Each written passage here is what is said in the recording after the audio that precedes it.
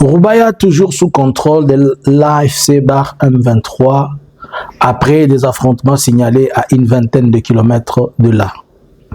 Nous sommes aujourd'hui le 23 mai 2026.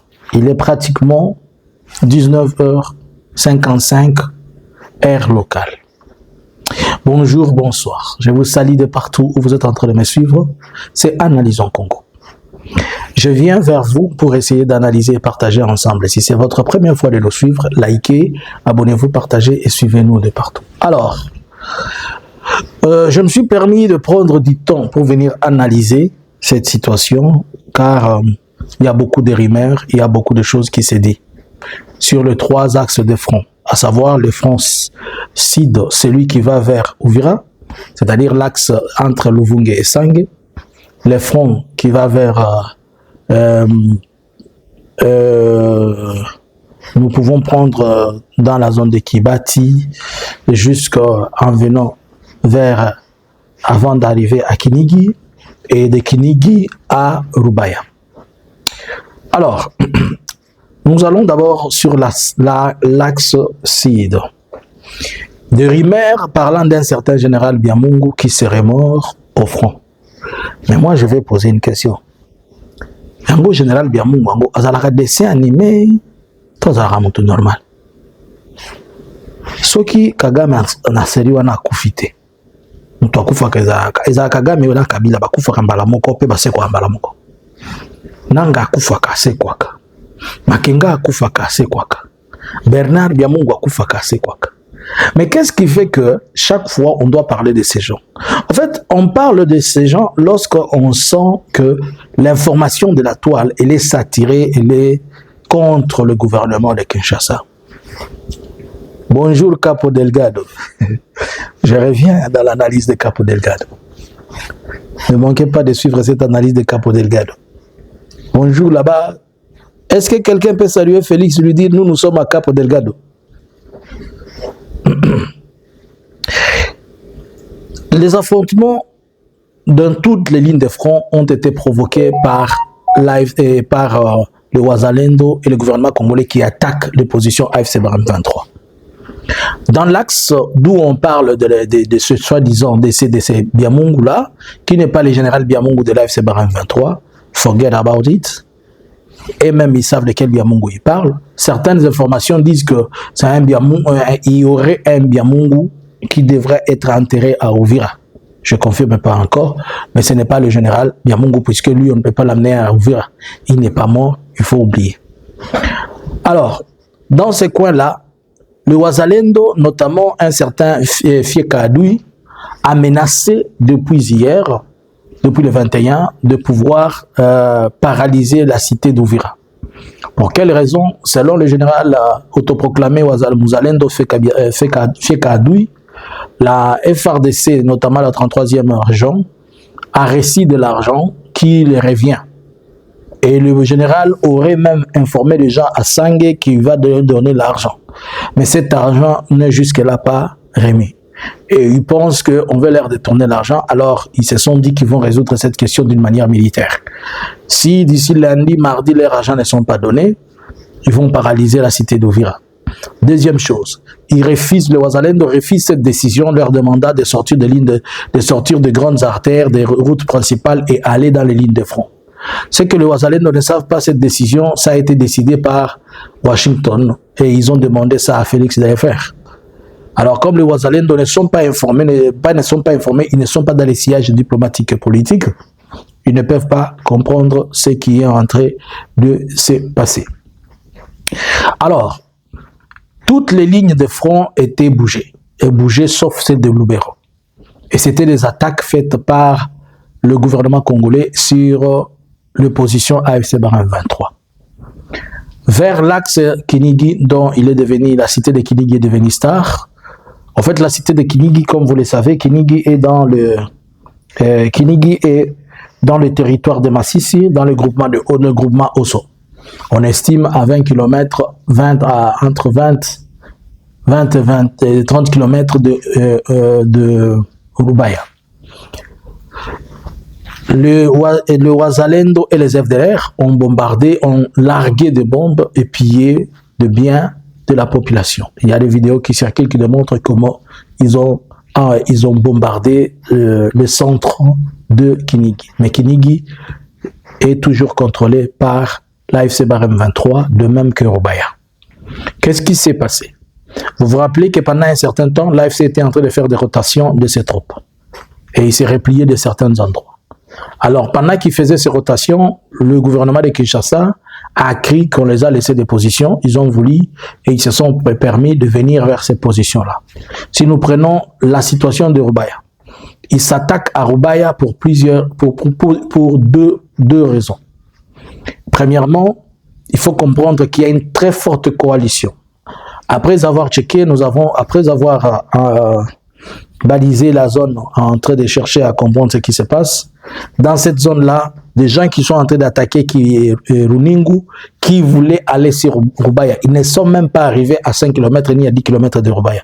Même pas à 20 km. Ils ont voulu, mais on attendait les détonations des lois. Il y a plusieurs troupes qui sont concentrées. Parmi les troupes, il y a des troupes officielles sud-africaines et il y a des troupes tanzaniennes. C'est pourquoi on parle de certaines troupes de pays de la SADC, mais ils ne sont pas venus dans le cadre de la SADC. Ils sont venus dans un cadre privé où Félix les a demandé. Donc l'Afrique du Sud a fourni des troupes et la Tanzanie a fourni des troupes qui sont aussi dans cet axe-là, qui sont en train d'opérer ensemble avec le Ouazalendo, avec les FDLR et les FRDC, les FRDC communément appelés Ibou. Ils sont vraiment, c'est un très grand nombre. Pour le moment, on peut estimer à plusieurs milliers de militaires qui ont été envoyés là-bas. Le Tanzanien, ils opèrent en infanterie, c'est-à-dire des combats sol, des combats terrestres.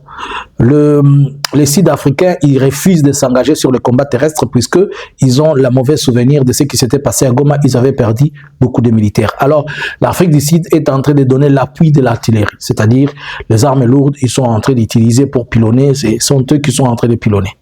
Jusque-là, c'est comme si la FRDC n'a pas reçu l'ordre d'utiliser les drones dans cette zone, puisque leurs drones n'ont pas décollé pour venir droner la zone, seulement ils ont utilisé l'arme lourde, le mortier et autres. Par ailleurs, il y a des militaires à Walikale. Et ces militaires qui sont à Walikale sont aussi des mercenaires. Mais ces mercenaires ne bougent pas, les mercenaires colombiens. Je présume que ce sont eux aussi qui pilotent des drones. Peut-être il faut autre chose, mais on dit que les Colombiens sont en train aussi de former les FRDC. Il reste à vérifier. Je reviendrai sur le dossier des Colombiens après. D'où sont, je cherchais à savoir où sont sortis, d'où ils sont venus ces Sud-Africains. Certains disent qu'ils ont des traces que nous avons tracées ou cherché à comprendre. Les uns ont quitté Kisangani, les autres, ils sont passés de l'autre côté du Burundi. On parle même de ceux-là qui se sont joints à la Tanzanie. Alors, à l'heure actuelle, la situation, elle va être compliquée pour Roubaïa pour la simple raison qu'on est en train d'attaquer Roubaïa avec les FDLR à la fois, alors que la RDC venait de signer, de ratifier je vais dire, le Sénat congolais, le 19, a posé sa signature sur les accords de paix de Washington, notamment celui avec le Rwanda. Et dans ces accords-là, il est dit que le gouvernement congolais devra neutraliser les FDLR. Et si des pays de la SADC aussi se retrouvent à côté des autres des troupes génocidaires, on est en train de créer un problème diplomatique dans la région. Pourquoi Félix veut de Roubaïa? Félix, son objectif de prendre Roubaïa, de chercher à prendre Roubaïa, il veut asphyxier l'AFC Barème 23 sur le point de vue financier. Puisqu'il s'est dit que s'il prend la carrière de mine de Roubaïa, alors la carrière de mine de Roubaïa va être, c'est peut-être pour lui, s'il le considère comme la poche de l'AFC Barème 23, alors ils n'auront plus de cash. Mais il ne faut pas oublier que le Burundi avait été chassé de la carrière de mine de Roubaïa. Et Kinshasa avait confié Roubaïa entre les mains du Burundi. Kinshasa a aussi mis Roubaïa parmi la liste de carrés de mines à donner à Washington. Est-ce que ça va être le Burundi qui va être qui va être le responsable de la carrière de mine de Rubaya au nom de la RDC, point d'interrogation. Une deuxième raison, Félix se dit que s'il prend Rubaya, il a une voie qui l'amène à descendre sur Goma, puisque de Rubaya à Goma, c'est au moins 60 km. Alors, une troisième raison, il veut profiter de la penchante des États-Unis et des négociateurs, de médiateurs, pour que s'il prenait Rubaya, qu'ils viennent dire que c'est ma terre, c'est chez moi, on ne peut pas me demander moi de rentrer et sortir de ma maison. C'est par contre à l'AFC qu'on doit demander de sortir de sa maison. Donc, l'objectif pour lui de prendre ça, il veut le prendre pour 3 causes principales. Asphyxier financièrement l'AFC, c'est ce qu'il dit, puisque s'il prend, ils vont plus avoir la même mise sur le minerai, et il va dire, voilà, les États-Unis, j'ai repris la carrière. 2, c'est voir comment il peut descendre sur Goma. Troisièmement, c'est imposer l'AFC de ne plus revenir à Rubaya, et l'AFC reste derrière.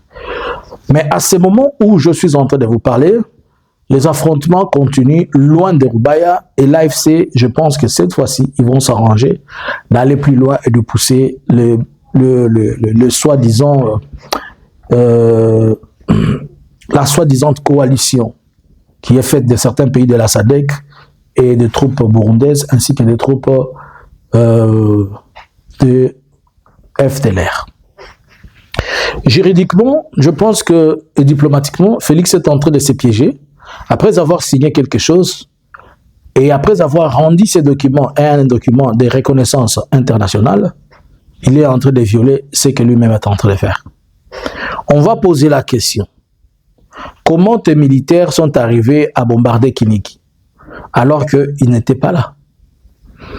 L'AFC n'est pas en train de... Il est en train de jouer à l'idiot malin. L'AFC joue à un idiot malin. Comment? Il produit des communiqués pour montrer comment on viole. Il donne des preuves pour démontrer comment on viole. Et troisièmement, il laisse l'ennemi s'approcher de lui. Pour enfin trouver raison devant quiconque pourra les condamner si il ouvrait le feu et allait stopper à Kisangani. Je ne sais pas si vous me comprenez. Il paraît, pour le moment, un idiot, que tout le monde dit hey, l'AFC est devenu, l'AFC est affaibli. Non. Ils sont en train de jouer à une stratégie à la fois militaire et diplomatique qui va être à leur faveur, communément de ce qu'on appelle qui perd gagne, quoi. Et seulement Kinshasa tombe dans le piège où on l'attendit pour la simple raison que Kinshasa part toujours à contre-courant.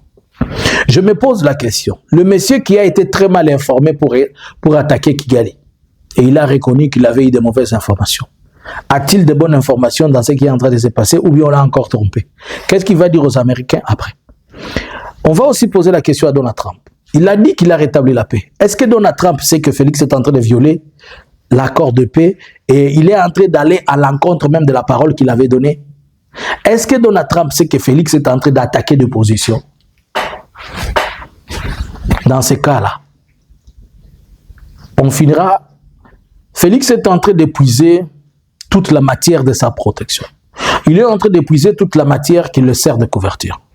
Et tout le bakaka Satan côté la Félix a salamakamwana davantage. Satan côté la epenza la motema nyonso a continuer ko salango puisque en le faisant, il va se retrouver un jour encore solliciter une autre médiation ou négociation. Toutes les voies diplomatiques le disent. Les États-Unis ont rejoint la voie de ce qui est dit par l'Union européenne, disant que cette guerre, on ne peut pas la finir par les armes, il faut des négociations.